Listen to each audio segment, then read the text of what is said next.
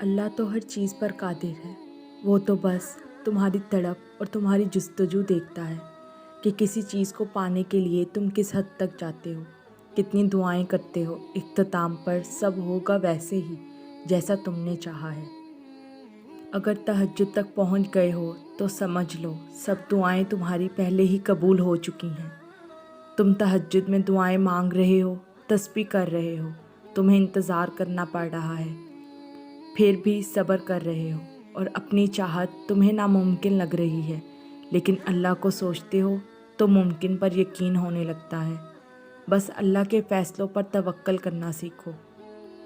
کچھ پریشان کر رہا ہے، اداس ہو، فیصلہ نہیں کر پا رہے، اسے بتاؤ، اس کے ساتھ مشورہ کرو، اس سے دعا مانگو، پھر دل سے خوف نکال دو کہ کیا ہوگا، کیسے ہوگا، کب ہوگا۔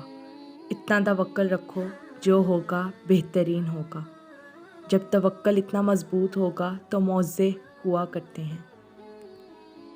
جب تم ایک ہی دعا بار بار کر رہے ہو اور تم تھک نہیں رہے، دعا کرتے کرتے اللہ تمہارا دل تھکنے نہیں دے رہا، اللہ تمہارے دل سے اس دعا کا خیال نہیں نکال رہا، تو سمجھ جاؤ کہ تمہیں دعا مانگتے رہنا ہے۔